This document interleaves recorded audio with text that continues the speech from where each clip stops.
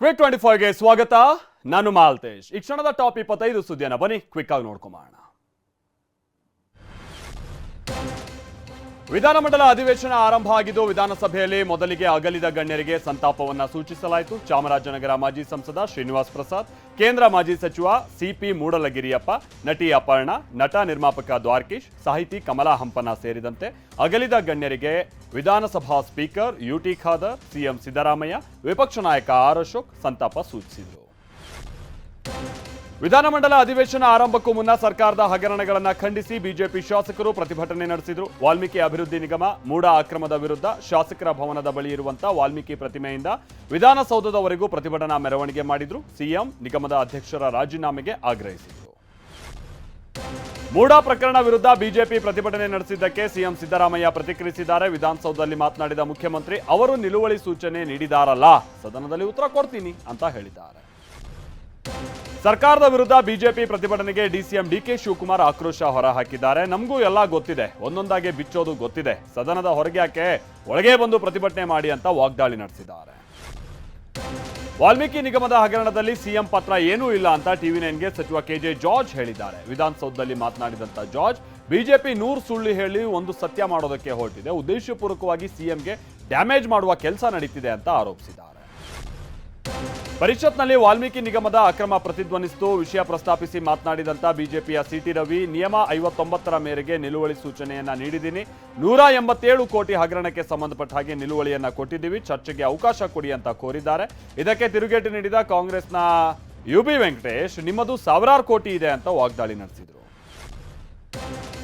ಮೂಡ ಹಗರಣ ಅಂತಾರೆ, ಇದು ನಡೆದಿದ್ದು ಯಾರ ಕಾಲದಲ್ಲಿ? ಆಗ ಬಿಎಸ್ವೈ ಸಿಎಂ ಆಗಿದ್ರು, ಬಿಜೆಪಿಯವರೇ ಮಂತ್ರಿ ಆಗಿದ್ದರು ಅಂತ ಸಚಿವ ರಾಮಲಿಂಗಾರೆಡ್ಡಿ ಬಿಜೆಪಿಯವರಿಗೆ ತಿರುಗೇಟನ್ನ ನೀಡಿದ್ದಾರೆ. ಮೂಡ ಅಧ್ಯಕ್ಷರಾಗಿದ್ದು ಬಿಜೆಪಿಯವರೇ, ಹಗರಣಕ್ಕೆ ಅವರೇ ಕಾರಣ. ನಮ್ಮ ಸಿಎಂ ಕಾನೂನು ಬಾಹಿರವಾಗಿ ಬೇಕು ಅಂತ ಕೇಳಲಿಲ್ಲ. ವಾಲ್ಮೀಕಿ ನಿಗಮ ಮೂಡಾದ 2 ಹಗರಣ ತನಿಖೆ ಕೊಟ್ಟಿದ್ದೀವಿ. ಬಿಜೆಪಿ ಕಾಲದಲ್ಲಿ 100 ಹಗರಣ ಆಗಿದೆ, ಯಾಕೆ ತನಿಖೆಗೆ ಕೊಡ್ಲಿಲ್ಲ ಅಂತ ಪ್ರಶ್ನಿಸಿದ್ದಾರೆ. ತಮಿಳುನಾಡಿಗೆ ಮತ್ತೆ ಕಾವೇರಿ ನೀರು ಬಿಡುಗಡೆಗೆ ಸೂಚಿಸಿರುವ ಕಾವೇರಿ ನದಿ ನೀರು ನಿಯಂತ್ರಣ ಸಮಿತಿಯ ಆದೇಶಕ್ಕೆ ಖಂಡನೆ ವ್ಯಕ್ತವಾಗಿದೆ. ಮಂಡ್ಯದ ಸಂಜಯ್ ವೃತ್ತದಲ್ಲಿ ಕನ್ನಡ ಸೇನೆ ಸಂಘಟನೆ ಕಾರ್ಯಕರ್ತರು ಬೀದಿಗಿಳಿದು ಪ್ರತಿಭಟನೆಯನ್ನ ನಡೆಸಿದ್ದಾರೆ. ಕಾವೇರಿ ವಿಚಾರದಲ್ಲಿ ಶಾಸಕರು ಸಂಸದರಿಗೆ ಒಗ್ಗಟ್ಟು ಪ್ರದರ್ಶಿಸುವಂತೆ ಆಗ್ರಹಿಸಿದ್ದಾರೆ. ಉತ್ತರ ಕನ್ನಡ ಜಿಲ್ಲೆಯಲ್ಲಿ ಮಳೆ ಅಬ್ಬರ ಮುಂದುವರೆದಿದೆ. ಹೊನ್ನಾವರ, ಸಾಗರ, ಬೆಂಗಳೂರು ಹೆದ್ದಾರಿಯಲ್ಲಿ ಗುಡ್ಡ ಕುಸಿದಿದೆ. ಇದರಿಂದ ಸಂಚಾರ ಅಸ್ತವ್ಯಸ್ತಗೊಂಡಿದೆ. ಏಕಮುಖ ವಾಹನ ಸಂಚಾರಕ್ಕೆ ಪೊಲೀಸರು ಅನುವು ಮಾಡಿಕೊಟ್ಟಿದ್ದಾರೆ. ಹೊನ್ನಾವರ ತಾಲೂಕಿನ ಕೆಳಗಿನೂರು ಬಳಿ ದುರ್ಘಟನೆ ಸಂಭವಿಸಿದೆ.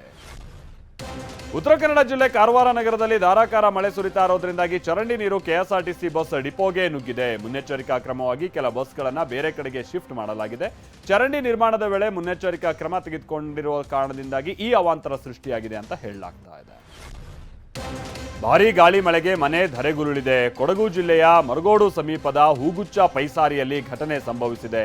ನಿನ್ನೆ ರಾತ್ರಿ ಸುರಿದ ಗಾಳಿ ಮಳೆಗೆ ಗ್ರಾಮದ ಅಣ್ಣು ಅನ್ನೋರಿಗೆ ಸೇರಿದ ವಾಸದ ಮನೆಯ ಮುಂಭಾಗ ಹಾನಿಯಾಗಿದೆ. ಮಳೆ ಆರ್ಭಟಕ್ಕೆ ಕುಮಾರಧಾರ ಸ್ನಾನಘಟ್ಟ ಮುಳುಗಡೆಯಾಗಿದೆ. ದಕ್ಷಿಣ ಕನ್ನಡ ಜಿಲ್ಲೆಯ ಕಡಬ ತಾಲೂಕಿನ ಕುಕ್ಕೆ ಸುಬ್ರಹ್ಮಣ್ಯದ ಕುಮಾರಧಾರ ಸ್ನಾನಘಟ್ಟ ಜಲಾವೃತಗೊಂಡಿದೆ. ನದಿಗೆ ಭಕ್ತರು ಇಳಿಯದಂತೆ ದೇವಾಲಯ ಸಿಬ್ಬಂದಿ ಸೂಚಿಸಿದ್ದಾರೆ. ಅಲ್ಲದೆ ನದಿ ತೀರದಲ್ಲಿ ಸಿಬ್ಬಂದಿ ಹೋಮ್ ಗಾರ್ಡ್ಸ್ ನಿಯೋಜಿಸಲಾಗಿದೆ. ದಕ್ಷಿಣ ಕನ್ನಡ ಜಿಲ್ಲೆಯಾದ್ಯಂತ ಮಳೆ ಅಬ್ಬರಿಸಿ ಬೊಬ್ಬರಿತಾ ಇದೆ. ಮಂಗಳೂರಿನ ಅಡ್ಯಾರು ಬಳಿ ತಗ್ಗು ಪ್ರದೇಶದ ಮನೆಗಳಿಗೆ ನೀರು ನುಗ್ಗಿ ಜನ ಪರದಾಡಿದ್ದಾರೆ. ಮನೆಯಲ್ಲಿದ್ದ ವಸ್ತುಗಳು ನೀರು ಪಾಲಾಗಿದ್ದು ಜನ ಕಂಗಾಲಾಗಿದ್ದಾರೆ.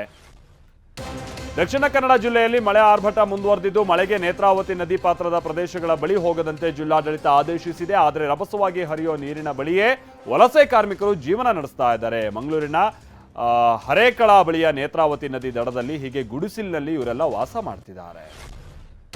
ಹೈದರಾಬಾದ್ನಲ್ಲಿ ವರುಣ ಆರ್ಭಟಿಸ್ತಾ ಇದ್ದಾನೆ. ಯೂಸಫ್ ಗಢದಲ್ಲಿ ಪ್ರಯಾಣಿಕರ ಸಮೇತ ಕಾರು ನೀರಿನಲ್ಲಿ ಕೊಚ್ಕೊಂಡು ಹೋಗಿದೆ. ಅದೃಷ್ಟವಶಾತ್ ಕಾರಿನ ಗಾಜನ್ನು ಒಡೆದು ಸ್ಥಳೀಯರು 4 ರಕ್ಷಿಸಿದ್ದಾರೆ. ರಾಷ್ಟ್ರ ರಾಜಧಾನಿ ದೆಹಲಿಯಲ್ಲೂ ಮಳೆ ಆರ್ಭಟ ಮುಂದುವರೆದಿದೆ. ಕೆಲ ಪ್ರದೇಶದಲ್ಲಿ ರಸ್ತೆಗಳು ಜಲಾವೃತಗೊಂಡಿದೆ. ಸಿವಿಲ್ ಲೈನ್ಸ್ ಹಾಗೆ ಜನಪತ್ ರಸ್ತೆ ನೀರುಮಯವಾಗಿದ್ದು ಪಂಡಿತ್ ಪಂತ್ ಮಾರ್ಗದಲ್ಲೂ ನೀರು ನಿಂತಿದೆ. ರಸ್ತೆ ಜಲಾವೃತವಾಗಿರುವ ಕಾರಣದಿಂದಾಗಿ ವಾಹನ ಸವಾರರು ಪರದಾಡ್ತಿದ್ದಾರೆ. ಉತ್ತರ ಪ್ರದೇಶದಲ್ಲಿ ಭಾರೀ ಮಳೆಗೆ ಸಂಕಷ್ಟಗಳ ಪ್ರವಾಹವೇ ಸೃಷ್ಟಿಯಾಗಿದೆ. ರಣಮಳೆ 5ರನ್ನ ಬಲಿ ಪಡೆದಿದ್ದು ಸಾವಿರಾರು ಗ್ರಾಮಗಳು ಜಲಾವೃತಗೊಂಡಿದೆ. 22 ಜಿಲ್ಲೆಗಳ 1500 ಗ್ರಾಮಗಳಲ್ಲಿ ಭೀಕರ ಪ್ರವಾಹ ಸ್ಥಿತಿ ಎದುರಾಗಿದೆ. ಲಖೀಂಪುರ್ ಕೇರಿ, ಬಲರಾಂಪುರ, ಖುಷಿನಗರ್, ಶಾಜಾನ್ಪುರ, ಬಾರಾಬಂಕಿ, ಸೀತಾಪುರ, ಗೋಂಡಾ, ಸಿದ್ಧಾರ್ಥನಗರ, ಗೋರಖ್ಪುರ್, ಬರೇಲಿ, ಅಯೋಧ್ಯೆ, ಬಸ್ತಿ, ಉನ್ನಾವೋ ಹೀಗೆ ಹಲವು ಕಡೆ ಪ್ರವಾಹ ಪರಿಸ್ಥಿತಿ ನಿರ್ಮಾಣ ಆಗಿದೆ. ವರುಣನ ಕೋಪಕ್ಕೆ ಉತ್ತರ ಪ್ರದೇಶದ ಜನ ತತ್ತರಿಸಿ ಹೋಗ್ತಿದ್ದಾರೆ. ಮಹಾಮಳೆಗೆ ಮಹಾರಾಷ್ಟ್ರದ ಮುಂಬೈ ಪುಣೆ ಹೆದ್ದಾರಿ ಜಲಾವೃತಗೊಂಡಿದೆ. ವರುಣನ ಅಬ್ಬರಕ್ಕೆ ರಾಷ್ಟ್ರೀಯ ಹೆದ್ದಾರಿ ಸಂಪೂರ್ಣವಾಗಿ ಕೊಚ್ಕೊಂಡು ಹೋಗಿದೆ. ಪುಣೆ ಮುಂಬೈ ಹೆದ್ದಾರಿಯಲ್ಲಿ ಸವಾರರು ಪರದಾಡ್ತಿದ್ದಾರೆ. ಮಹಾರಾಷ್ಟ್ರದಲ್ಲಿ ಮತ್ತೊಂದು ದೊಡ್ಡ ಅನಾಹುತ ಸಂಭವಿಸಿದ್ದು ಅಂಜನೇರಿ ಜಲಪಾತದಲ್ಲಿ ಪ್ರವಾಸಿಗರು ಸಿಕ್ಕಾಕೊಂಡ್ಬಿಟ್ಟಿದ್ದಾರೆ. ಏಕಾಏಕಿ ನೀರು ಹೆಚ್ಚಾದ ಕಾರಣದಿಂದಾಗಿ ಪ್ರವಾಸಿಗರು ಪರದಾಡುವ ಸ್ಥಿತಿ ಉಂಟಾಯಿತು.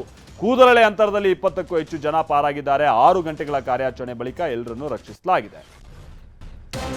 ಲಿಯೋನಲ್ ಮೆಸ್ಸಿ ನೇತೃತ್ವದ ಅರ್ಜೆಂಟೀನಾ ತಂಡ 2024ರ ಕೋಪಾ ಕಪ್ ತನ್ನದಾಗಿಸಿಕೊಂಡಿದೆ. ಕೊಲಂಬಿಯಾ ತಂಡವನ್ನು ಸೋಲಿಸೋ ಮುಖೇನವಾಗಿ 16ನೇ ಕೋಪಾ ಕಪ್ ಅಮೆರಿಕ ಪ್ರಶಸ್ತಿಯನ್ನ ಅರ್ಜೆಂಟೈನಾ ಪಡೆದುಕೊಂಡಿದೆ. ಫ್ಲೋರಿಡಾದ ಹಾರ್ಡ್ ರಾಕ್ ಸ್ಟೇಡಿಯಂನಲ್ಲಿ ಪಂದ್ಯಾವಳಿ ನಡೆದಿದ್ದು 1-0 ಅಂತರದಿಂದ ಅರ್ಜೆಂಟೈನಾ ತಂಡ ಕಪ್ ತನ್ನದಾಗಿಸಿಕೊಂಡಿದೆ. ಇನ್ನು ಕೋಪಾ ಫೈನಲ್ ಪಂದ್ಯವನ್ನ ಲಿಯೋನಲ್ ಮೆಸ್ಸಿ ಪೂರ್ತಿಯಾಗಿ ಆಡೋದಕ್ಕೆ ಸಾಧ್ಯ ಆಗಲಿಲ್ಲ. ಪಂದ್ಯದ 66ನೇ ನಿಮಿಷದಲ್ಲಿ ಕಾಲಿಗೆ ಗಾಯ ಆದಂತ ಕಾರಣಕ್ಕಾಗಿ ಮೆಸ್ಸಿ ಆಟದಿಂದ ಹೊರಗುಳಿಬೇಕಾಯಿತು. ಮೆಸ್ಸಿ ಬೆಂಚ್ ಮೇಲೆ ಕುಳಿತು ಅಳೋಕೆ ಪ್ರಾರಂಭಿಸಿದ್ರು. ಆದರೆ ತಂಡದ ಉಳಿದ ಆಟಗಾರರು ಮೆಸ್ಸಿ ಅನುಪಸ್ಥಿತಿಯಲ್ಲಿಯೂ ಪಂದ್ಯ ಗೆಲ್ಲುವಲ್ಲಿ ಯಶಸ್ವಿಯಾದರು.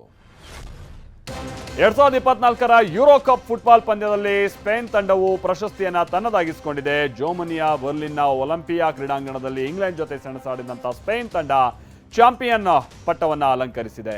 ಮೊದಲ ಬಾರಿಗೆ ಯುರೋ ಕಪ್ ಗೆಲ್ಲುವ ಕನಸು ಕಂಡಿದ್ದಂಥ ಇಂಗ್ಲೆಂಡ್ ತಂಡ ಈ ಬಾರಿಯೂ ಸೋಲೊಪ್ಪಿಕೊಂಡಿದೆ. ಸ್ಪೇನ್ನ ಕಾರ್ಲೋಸ್ ಆಲ್ಕರಾಜ್ ಸತತ 2ನೇ ಬಾರಿಗೆ ವಿಂಬಲ್ಡನ್ ಕಿರೀಟವನ್ನು ಮುಡಿಗೇರಿಸಿಕೊಂಡಿದ್ದು 7 ಬಾರಿಯ ಚಾಂಪಿಯನ್ ನೊವಾಕ್ ಜೊಕೋವಿಕ್ ರನ್ನ ಸೋಲಿಸಿದ್ದಾರೆ. ಲಂಡನ್ನ ವಿಂಬಲ್ಡನ್ ಸೆಂಟರ್ ಕೋರ್ಟ್ನಲ್ಲಿ ನಡೆದ ಪುರುಷರ ಟೆನ್ನಿಸ್ ಸಿಂಗಲ್ಸ್ ಫೈನಲ್ಸ್ನಲ್ಲಿ ಪ್ರಶಸ್ತಿಯನ್ನು ತಮ್ಮದಾಗಿಸಿಕೊಂಡಿದ್ದಾರೆ. ವಿಂಬಲ್ಡನ್ ಹಾಗೆ ಯುರೋ ಕಪ್ ಗೆಲುವಿನಿಂದ ಸ್ಪೇನ್ನಲ್ಲಿ ಸಂಭ್ರಮ ಮನೆ ಮಾಡಿದೆ.